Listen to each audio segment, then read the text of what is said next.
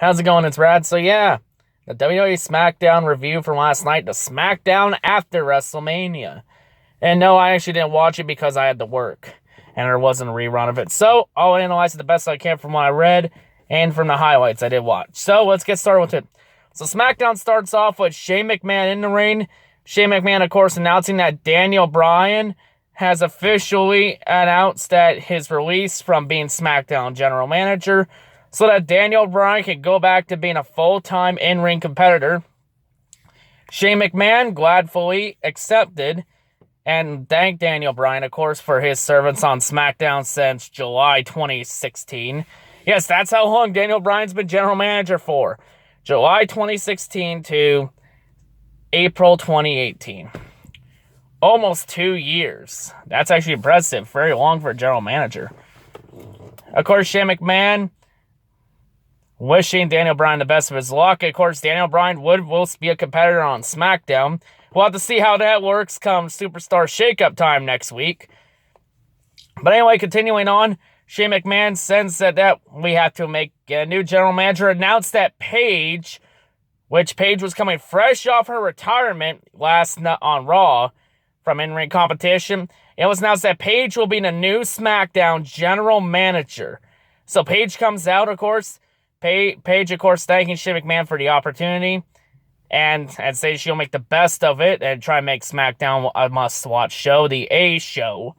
And it already is the A show. It's a lot better than fucking Raw. Of course, Paige then announced that the main event of SmackDown will be Daniel Bryan versus WWE Champion AJ Styles.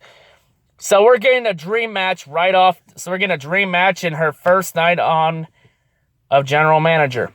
Continuing on, we have a tag team match. Usos versus the New Day. The winner will face the Bludgeon Brothers at the Greatest Rumble event in Saudi Arabia. Back and forth match.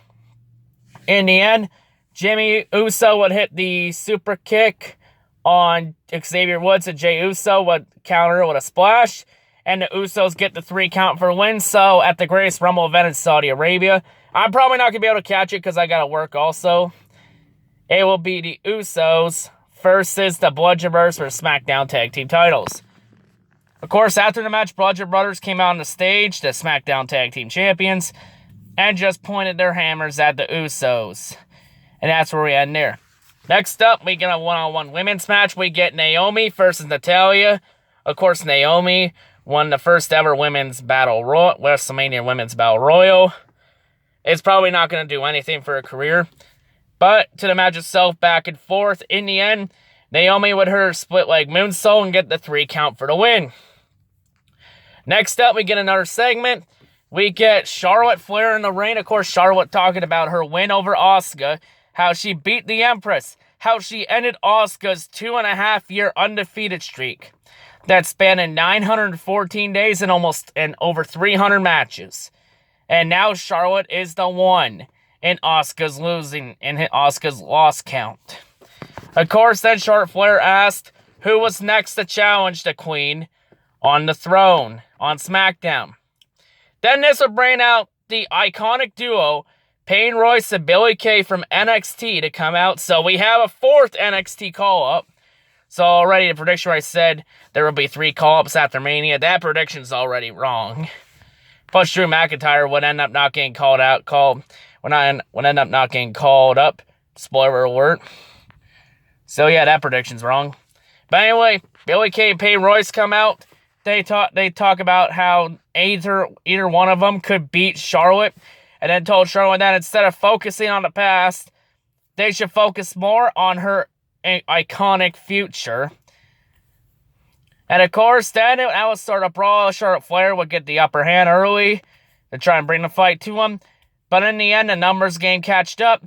The iconic duo, Billie Kay, Peyton Royce, they slammed Charlotte through an announce table, slam her in the steel steps, and then the both of them would powerbomb Charlotte onto the floor, throw her in the ring, and then stand tall. As they're leaving the ring, Miss Money in the Bank Carmella's music hits.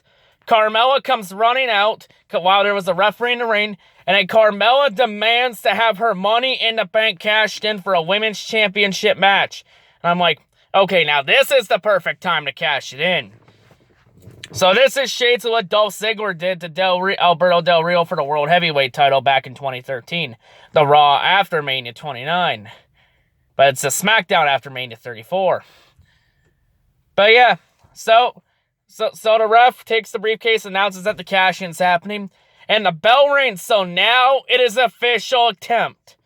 It is an official attempt, meaning that if Carmella loses, she will not get another attempt at the title. This is her one shot. So Carmella goes in, hits a kick, hits a giant kick to Charlotte's head, and then Carmella gets the 3 count for the win, and now Carmella is your new SmackDown Women's Champion.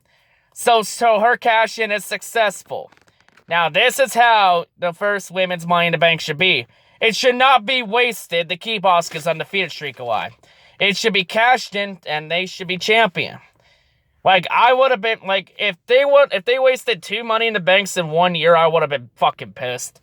Like, I was pissed when Baron Corbin cashed in, because 1, it was a wasted cash in, 2, it was when Jinder Mahal was still champion, and 3, it was on the fucking go-home SmackDown before SummerSlam. I was like, no, Corbin, you should have waited till fucking SummerSlam. Plus, also, 4, Cena was pulling politics on Corbin and was in the process of burying him. So, yeah, for Corbin's cash-in failing, we got Cena to thank for that. But nobody was stopping Carmella. So, yeah, Carmella's your new champion. Anyway, moving on. Next up, we get a triple threat match. We get Randy Orton versus Rusev versus Bobby Roode. The winner would get a U.S. title match against new U.S. champion Jobber Mahal at WWE Backlash. Oh, fuck me. I fucking hate the Jinder Mahal fans a lot. Fucking bandwagon fair-weather ass bitches. If you want to hear me complain about Jinder Mahal fans, just go watch my WWE Smackdown reviews from October and November last year. This is the most bandwagon fan base in WWE next to John Cena and Roman Reigns. But anyway, to the match itself, Jinder Mahal, of course, was watching at ringside from a chair. Back and forth match. At one point, Rusev and Randy Orton took turns slamming each other through the announce table. Match ending, though, Randy Orton would hit an RKO on Bobby Roode and get the 3 count for the win.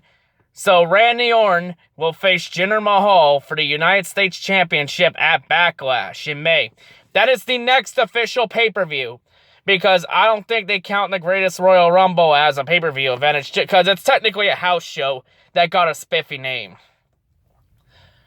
So yeah, hopefully that fucking U.S. title can get off Jinder ASAP. Last thing we need is another fucking 7-month title reign from Jinder Mahal. Again. Like, wasn't 7 months of hell with him as WWE champion enough pain and torture for a lifetime of misery? God damn it. Anyway, continuing on, we get to our main event. We get AJ Styles versus Daniel Bryan. This was a really good match, back and forth. Match ending, though, Shinsuke Nakamura would come in through the timekeeper's area. He would attack Daniel Bryan and AJ Styles, forcing the DQ. Then Shinsuke would hit the Kinshasa on Daniel Bryan. And then he hit AJ Styles with another low blow and then another Kinshasa. And AJ stayed tall. Of course, making his presence known that he wants the WWE title. So yeah, if you were questioning if Shinsuke turned heel, well, this is enough evidence for you. I hope Shinsuke gets that fucking belt soon. If he doesn't get this belt by the end of this feud, I'm gonna flip shit. Because you know what? The clock is ticking. The clock is ticking. If Shinsuke wins the belt at, like, Backlash, I won't be as heated. But, you know, I felt like it should have been Mania, but, you know, Vince wants to be an asshole and find any excuse possible to not put that belt on Shinsuke. But yeah, that's how we end SmackDown. My rating for it was a pretty good episode. I'll go 7 out of 10 for SmackDown. Pretty good show. So yeah, that's all I gotta say. And oh, by the way, my birthday is coming up. My 20th birthday, Sunday. I'm doing a special video. I'm probably gonna record it Friday and either have it up Friday afternoon or Saturday afternoon. So yeah, stay tuned for that. It's a special item I bought, and I'm gonna unbox it. So you gotta stay tuned for that. But yeah, that's all I gotta say. Hope everyone has a great day, and yeah, Peace out.